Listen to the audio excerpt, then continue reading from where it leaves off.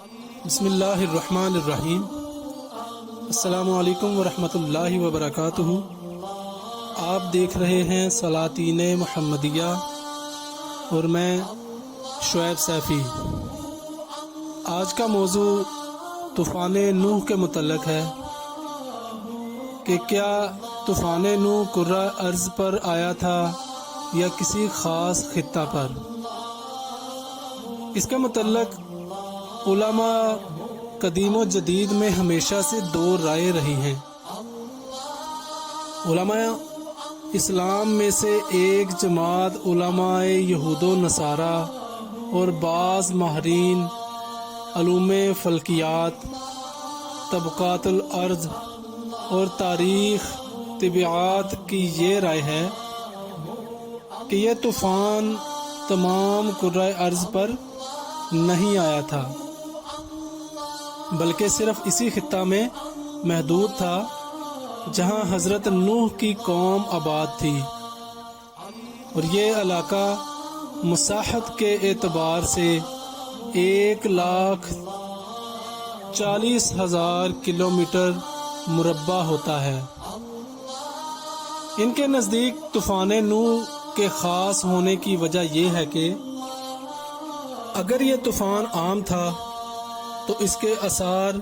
کرۂ ارض کے مختلف گوشوں اور پہاڑوں کی چوٹیوں پر ملنے چاہیے تھے، حالانکہ ایسا نہیں ہے۔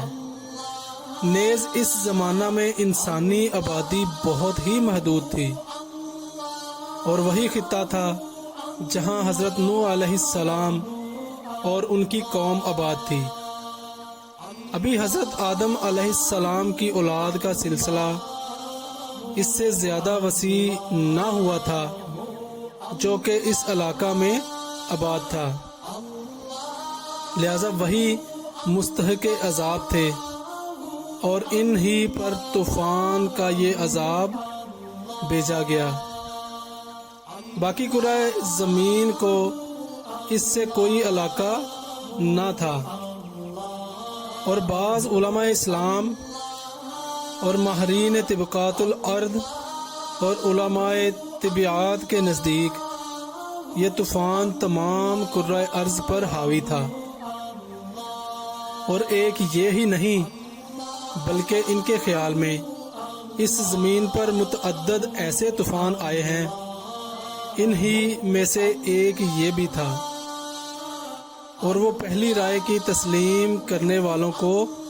آثار سے متعلق سوال کا یہ جواب دیتے ہیں کہ جزیرہ یا عراق کے عرب کی اس سرزمین کے علاوہ بلند پہاڑوں پر بھی ایسے حیوانات کے ڈھانچے اور ہڈیاں بکثرت سے پائی گئی ہیں جن کے متعلق ماہرین علم طبقات الارض کی یہ رائے ہے کہ یہ حیوانات ماہی ہیں اور صرف پانی ہی میں زندہ رہ سکتے ہیں، پانی سے باہر ایک لمحہ بھی ان کی زندگی دشوار ہے۔ اس لیے کرۂ ارض کے مختلف پہاڑوں کی ان بلند چوٹیوں پر ان کا ثبوت اس کی دلیل ہے کہ کسی زمانہ میں پانی کا ایک ہیبت ناک طوفان آیا جس نے پہاڑوں کی ان چوٹیوں کو بھی اپنی غرقابی سے نہ چھوڑا۔ ان ہر دو خیالات و آرات کی ان تمام تفصیلات کے بعد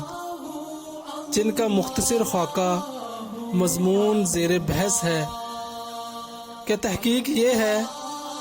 کہ صحیح مسلک یہی ہے کہ طوفان خاص تھا، عام نہ تھا، اور یہ مسئلہ بھی محل نظر ہے کہ تمام کائنات صرف حضرت نوح علیہ السلام کی نسل سے ہے۔ تاریخ کا یہ واقعہ اہل عقل و شعور کو فراموش نہ کرنا چاہیے کہ آج سے ہزاروں سال قبل ایک قوم نے خدا کی نافرمانی پر اصرار کیا اور اس کے بھیجے ہوئے ہادی یعنی حضرت نوح علیہ السلام کے رشد و ہدایت کے پیغام کو جھٹلایا اور ٹھکرایا، اور قبول کرنے سے انکار کر دیا تو خدا تعالیٰ نے اپنی قدرت کا مظاہرہ کیا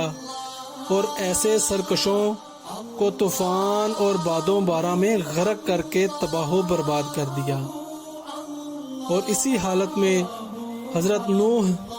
اور مختصر سی ایماندار جماعت کو محفوظ رکھ کر نجات دی۔ امید کرتے ہیں کہ آج کی ویڈیو بھی آپ لوگوں کو پسند آئی ہوگی، اور مزید ویڈیوز کے لیے ہمارے چینل کو سبسکرائب کریں، لائک کریں اور شیئر کریں، اور بیل آئیکن کو ضرور دبائیں تاکہ ہر نئی آنے والی ویڈیو آپ تک بر وقت پہنچ سکے۔ السلام علیکم ورحمۃ اللہ وبرکاتہ۔